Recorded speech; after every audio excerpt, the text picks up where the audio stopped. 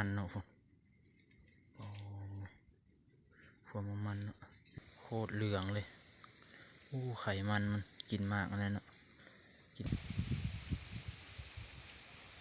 นะความมันน้ำมันย้อยลงสีไฟมาทุกคนตอนนี้ก็สิสุกเลยเนาะนกเห่านี่แฮมขนาดเลยสบายดีเนาะทุกคนเมื่อนี้เรามาจอบยิงนกกินมากขี้เล้าเนาะคุณนกกอมาขี้เล้าอยู่นอกเนาะอยู่แคมทางเรานั่งอยู่ในเนาะตอนนี้เราก็ได้ยิงปืน2 บาทเนาะได้ตัวหนึ่งเนาะนี่เนาะตัวขนาดเลยทุกคนนะความมันเหลืองนกนะความมันเนาะพวกโอ้ความมันเนาะยิงเข้าหัวปืนน้อยนี่แหละนี่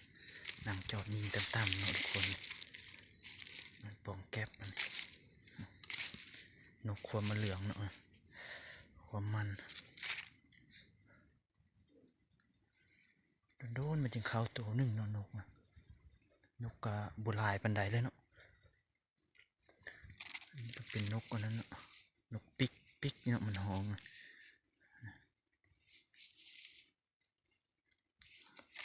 ก็มาจอดเนาะ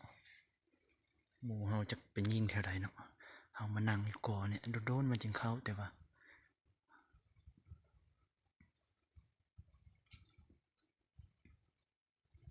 ตอนนี้ก็มิดเนาะมันสลาดแห้งเลยเนาะนกเนี่ยมิดโดนมันจึงห้องโดนมันจึงมาเข้าไปนั่งจอบกันเนาะทุกคนนี่มาเบิ่งเนาะทุกคนนกเขาลุกแล้วเนาะความมันเบิ่งเนาะโคตรเหลืองเลยอู้ไขมันกินมากอะไรเนาะกินมาขี้เหล้าเนาะยามนี้นกความมันเนาะไขมันล้วนๆเลยนะ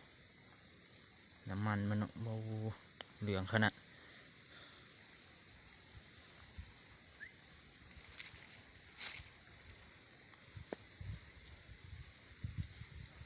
ทุกคนจังมันแม่นตัวอย่างเนาะเอ็ดใต้ไปน้ำใบหญ้าแจ๊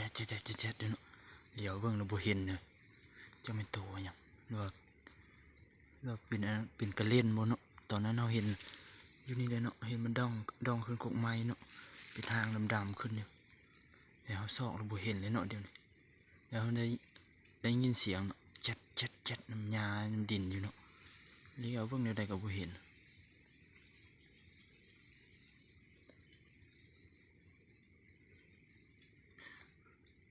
วันนี้คือฝนที่ตกเนาะ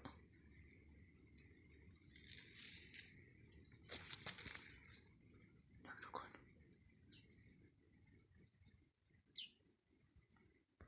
ทุกคนเมื่อกี้นกมาจับอยู่เนาะยิงบุถึกว่ะจับอยู่ตรงนั้นยิงเมื่อกี้เนี่ยโดนมันจึงเข้าบ้านนึงเนาะโอ้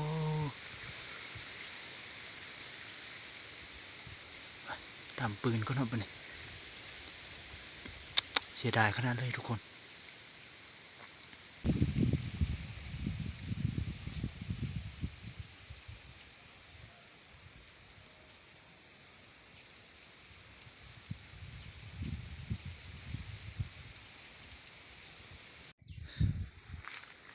นี่เนาะทุกคนก็นกกินมากเนาะมากขี้เล้าเนาะวางให้น้อยดำๆนี่แหละเขานั่งอยู่ในเนาะบ่อนเขานั่งอยู่ในเขายิงบาทหนึ่งยิงนกเป็นนก4-5 บาทเลยได้ตัวเดียวเนาะนี่เนาะก่อมากบาทหนึ่งเขายิงจักตกกระเดินนกขนนั่นนะจังมันพงไปตกกันเลย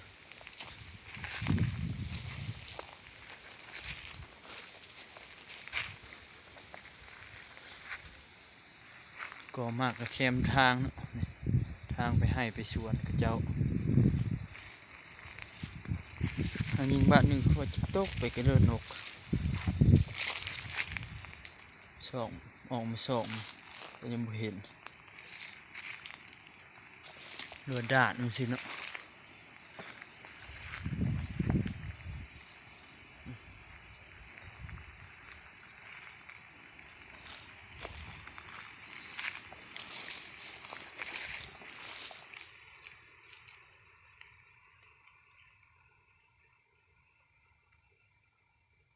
พัดลมแห้งโพดมือนี่นะนกกะบวเข้าเนาะ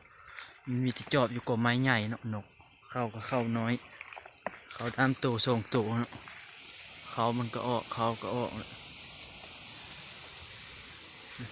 พัดลมไหมลมแห้งทุกคนเอ้ยไปชีเมื่อก็เนาะบัดนี้เมื่อปีงนกนี่กินข้าวก่อนเพราะว่าอยากกินข้าวแหละนี่ปีงตัวนี้แหละได้ตัวเดียวเนาะมือนี่ยิงปืน5 บาทได้นกตัวเดียว3 โมงครึ่งแหละตอนนี้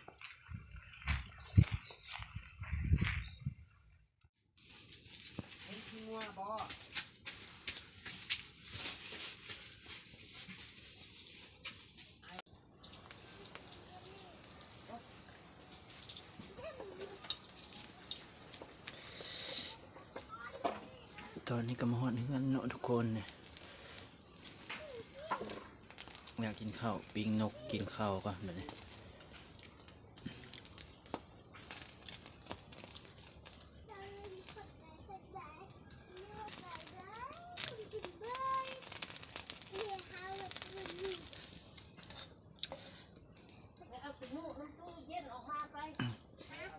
ทางมาเขายิงเลยตัวหนึ่งเนาะอีกตัวหนึ่งเนาะนกน้อย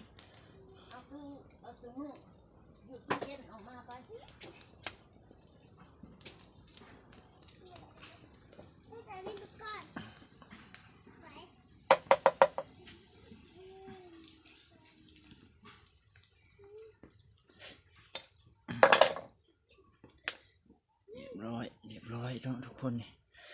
นกเอาโอ้เหลืองขนาดมันขนาด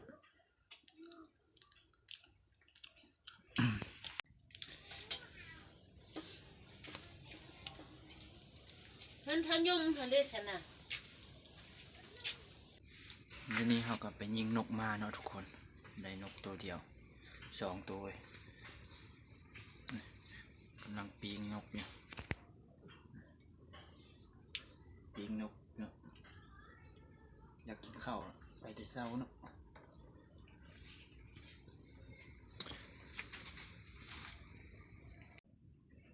โอ้สุดยอดความมันทุกคนพูดนะ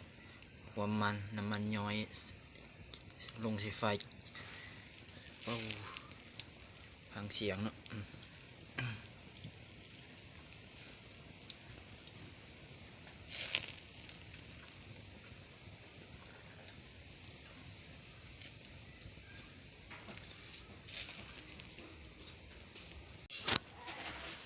มาทุกคนตอนนี้ก็สิสุกเลยเนาะนกเห่านี่แฮมขนาดเลยแฮมคักขนาดเนาะ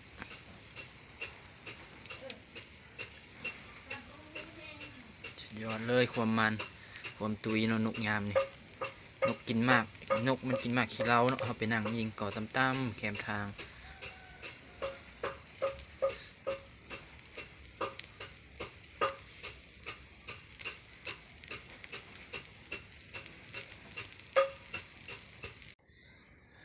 ทุกคนนกเขาสุกเลยกินข้าวบัดนี้มาอันนี้เป็นเจียวเป็นจืนปลาแดกเนาะจืนปลาละเนาะปลาแดกเนี่ยมากินข้าวมีงก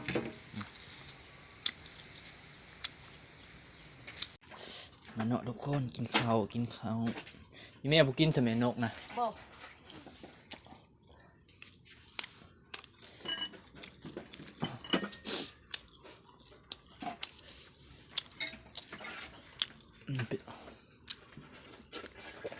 น้ำแกงเนาะ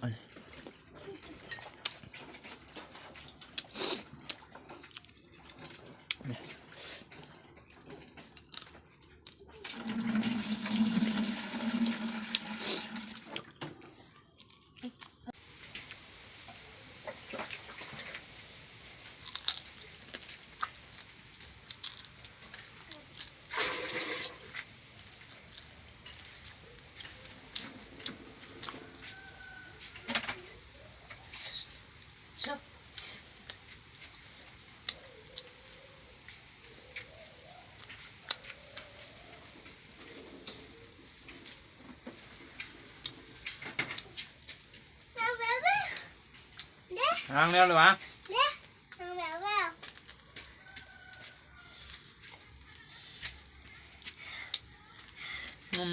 มันขนาดนก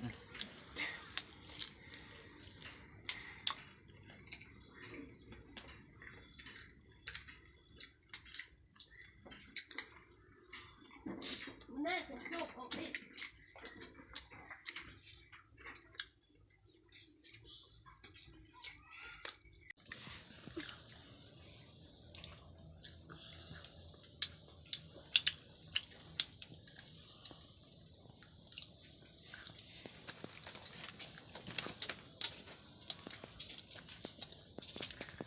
วันนี้เราก็กินข้าวเสร็จไปที่เยี่ยมห้อยเนาะทุกคน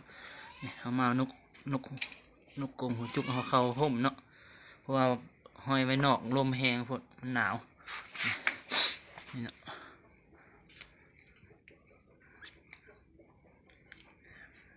ไ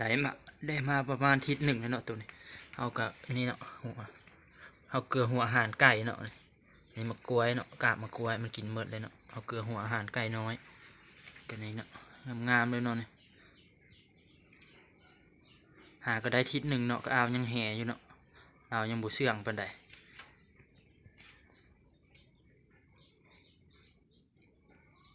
ใครสนใจติดต่อได้เนาะเรื่องนกกรงหัวจุกเนาะ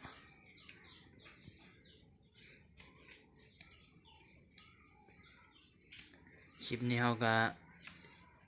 สิจบเพียงเท่านี้เนาะทุกคนเจอกันคลิปหน้า